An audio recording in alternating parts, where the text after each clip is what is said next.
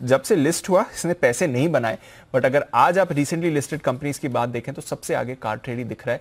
ऐसा क्या हुआ है सडन रिवर्सल? एक तो जब से आया है तब से अब तक क्यों परेशान रहा है काउंटर, और अब क्या यहां पर आगे वक्त बदलने के लिए तैयार है? जानते हैं कुशल के साथ। कुशल, कार ट्रेड इंटरेस्टिंग स्टॉक लेकर आए हैं आप, क्या चल रहा है यहाँ पर? देखिए, यहाँ पर जिस तरह से आप बता रहे थे कि पैसे बनाए नहीं हैं, इनफैक्ट पैसे गंवाते हुए नजर आए हैं। इनफैक्ट जिस भी इन्वेस्टर्स ने उस टाइम पे जब इसकी लिस्टिंग हुई थी, अगर उस टाइम पे भी इन्वेस्ट किया होगा तो 1599 रुपए में लिस्ट हुआ था, 1618 का इशू प्राइस था। और उससे लेकर आप देखिए 7 दिसंबर यानी कि इसी महीने इसने ऑल टाइम लो बनाया है करीबन 880 रुपए का, यानी कि इशू प्राइस से लगभग 45-46% पर ये जो है नीचे कारोबार करता हुआ नजर आ रहा था। इनफैक्ट आज सुबह भी जब हम देख रहे थे तो काउंटर ऑलमोस्ट फ्लैट था, पर कहीं ना कहीं जो खबरें निकल कर आ रही हैं और जो रुझान हमें समझ आ रहा है उससे कहीं ना कहीं यहां पर अच्छी तेजी बन रही है। सबसे पहले आप देखिए यहां पर कि इतनी बड़ी गिरावट क्यों हुई। आप देखिए FY22 में लगातार दूसरा तिमाही ऐसा था इनका जहां पर इन्होंने घाटा पोस्ट किया था।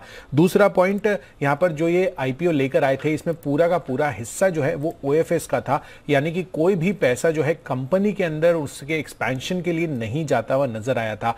और तीसरा बड़ा कारण इसमें यह है कि जो लो बैरियर्स टू एंट्री है, क्योंकि आप देखिए ऑनलाइन मार्केट प्लेस है तो लार्जली अगर किसी के पास बड़ी फंडिंग आ जाती है कोई भी नए ऐप के पास, तो यहां पर जो कंपटीशन वो क्लियर कट बढ़ता हुआ बहुत फास्ट पेस पर आता हुआ नजर आ सकता है। पर दूसरी तरफ आज सबसे बड़ी बात जिसकी बढ़ने के कारण है वो है सिटी का व्यू। आप देखिए सिटी की रिपोर्ट ये आती हुई नजर आई है, इन्होंने इनिशिएटिंग कवरेज की है यहां पर 1130 रुपए के लक्ष्य के लिए, तो डेफिनेटली मौजूदा भाव से भी काफी अच्छे खासे गेन्स की एक्सपेक्टेशंस है। और ये इसके पीछे 4-5 कारण ये साइड कर रहे हैं। सबसे पहला तो अगले 5 सालों में ये मान रहे हैं कि आय में करीबन 18% की सालाना ग्रोथ आने का हम अनुमान करके चल रहे हैं।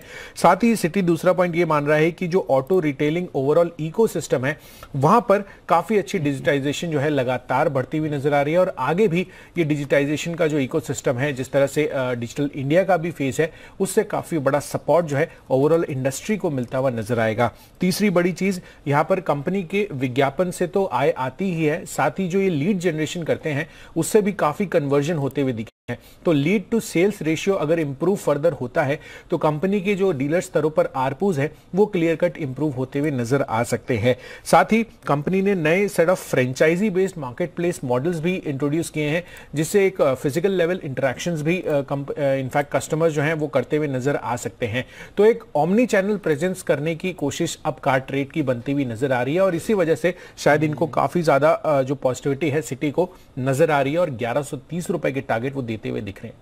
बड़ा टारगेट, काफी बड़े टारगेट है। आप देखिए 960 के लेवल्स पर अभी ये दिख रहा है हमें, और सुबह हम देख रहे थे तो ऑलमोस्ट 900 के लेवल्स पर ही था। 900 के लेवल से तो बड़ी मूव आ रही है। अविनाश जी, ट्रैक करते हैं सर कार ट्रेड? जब से आया तब तक परफॉर्म नहीं किया, बट अब सिटी कह रहा है कि शायद वक्त बदलने के लिए तैयार है इसका।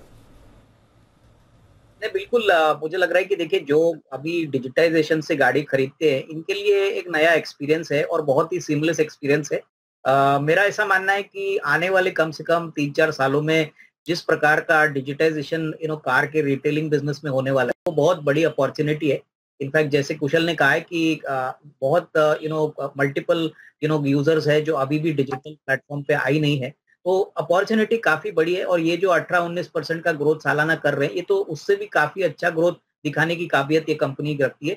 हालांकि ये बिजनेस नया है but definitely asset light business है, और एक बार ये प्लेटफॉर्म सक्सेसफुली स्केल अप होता है तो जैसे दूसरी प्लेटफॉर्म कंपनीज में हमने देखा है कि बहुत तेजी से वैल्यूएशंस रीरेट हो गई है, वैसे सिचुएशन कार ट्रेड में होने की संभावना है। बट इसके लिए थोड़ा सा समय लगेगा, लेकिन एक बार ये बिजनेस स्केल अप होता है तो प्लेटफॉर्म बिजनेस में तो हम सभी जानते हैं कि इंक्रीमेंटल खर्चे कुछ नहीं होते और प्रॉफिटेबिलिटी मार्जिन बहुत तगड़े होते हैं। तो उस पॉइंट ऑफ व्यू से लॉन्ग टर्म में डेफिनेटली एक अच्छा विकल्प बन सकता है। ओनली जरूरत है थोड़ा सा लंबा निवेश करना यहाँ पे जरूरी है। बिल्कुल, तो यह है आपके लिए राय। जहां तक कार ट्रेड की बात है, लंबे निवेश के लिए अच्छा मौका है, और फिलहाल रिकवरी भी इस पर अच्छी आती हुई दिख रही है। अविनाश जी, एक और स्टॉक जिस पर आपसे राय लेनी है, क्योंकि आपका ये भरोसा सबसे ज्यादा इस काउंटर पर रहा है, अंडर परफॉर्म भी जब इसने किया था तो आपने कहा था खरीदिए, अच्छे मौके हैं, वो है M&M। पर उससे पहले एक बार जरा निफ्टी पर डालिए नजर। पूरी रिकवरी के साथ 17,500 के ऊपर निफ्टी आ चुका है।